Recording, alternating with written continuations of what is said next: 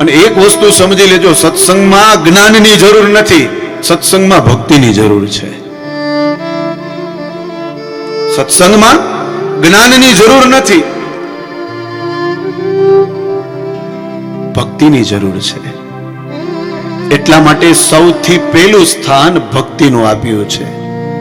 તમે જો પ્રશ્ન કર્યા શૌનકાદિક ઋષિઓએ તો એમ કીધું કે ભક્તિ જ્ઞાન વિરાગ આપતો વિવેકો વર્તતે માન.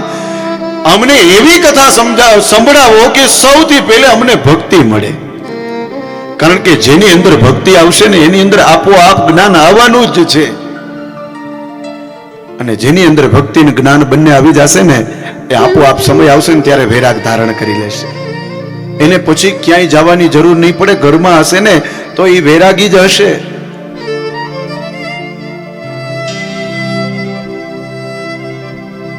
તો સત્સંગમાં સૌથી પહેલે ભક્તિની જરૂર છે. 10મા સ્કંદમાં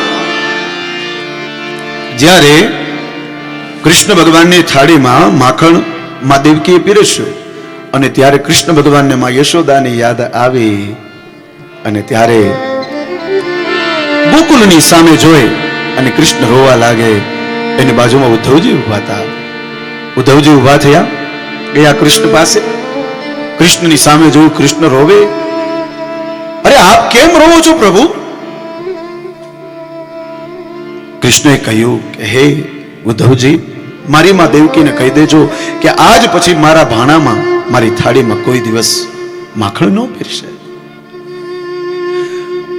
માખણ આ કૃષ્ણ ખાય તો એની માં યશોદાના હાથનું ખાય, બાકી કોઈના હાથનું માખણ ન ખાય.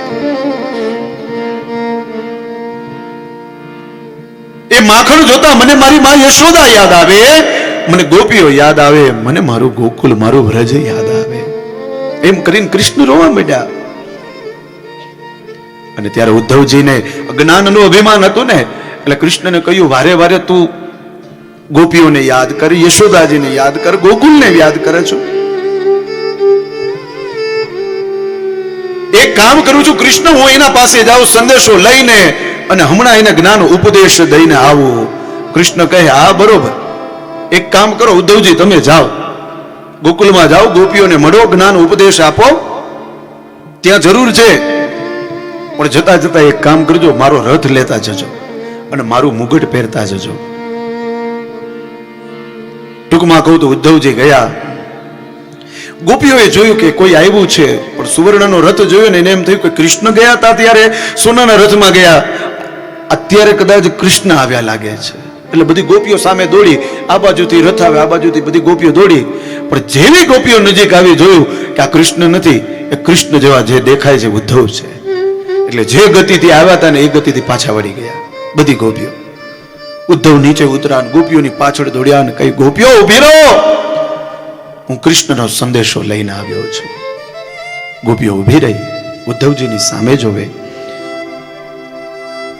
એ સમયે એક ભમરો ત્યાંથી નીકળ્યો અને ત્યારે એ ગોપીઓએ ગીત ગાયેલો, ભ્રમર ગીત. સામે જોવે છે ભમરા સામું, પણ સંભળાવે છે પેલા ઉદ્ધવને કે તું શું અમારા માટે સંદેશો લઈને આવ્યો? જે કૃષ્ણ અમારી આંખમાં છે, અમારા મનમાં છે, અમારા તનમાં છે, અમારા નયનમાં છે, અમારા અંગે અંગમાં કૃષ્ણ છે, એનો સંદેશો ક્યાંથી હોય? સંદેશો તો એનો હોય જે અમારાથી દૂર હોય. કૃષ્ણ તો અમારી નજીક છે, એ દૂર છે જ નહીં. તો જે નજીક હોય એનો સંદેશો ન હોય, દૂર હોય એનો સંદેશો હોય. એ ભમરા તું જ્યાંથી આવ્યો ને ત્યાં પાછો વયો જા.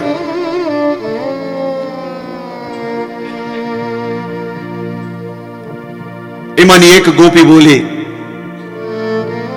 કે કૃષ્ણ હમણાં યમુનાજીના કિનારે મને મળ્યો હતો અને બેડા મારી માથે એ કૃષ્ણે રાખ્યા છે. બીજી ગોપી બોલી કે હમણાં કૃષ્ણ યશોદાના ઘરે હતો, યશોદા એને માખણ ને રોટલો ખવડાવી રહી હતી. ત્રીજી ગોપી બોલી કે હમણાં કૃષ્ણ મારા આંગણામાં આવ્યો હતો ને મારો નાનો બાળક ઘોડિયામાં સૂતો હતો, એને ચીટીઓ ભરીને જગાડ્યો ને વયો ગયો. ચોથી ગોપી બોલી કે હમણાં કૃષ્ણ ધેનું ચરાવતો હતો. પાંચમી ગોપી બોલી હમણાં કૃષ્ણ અમારા બાળકો સાથે રમતો હતો. આ જોયું ને, પેલા ઉદ્ધવજીનું જે જ્ઞાન હતું ને, જ્ઞાન ઉતરી ગયું.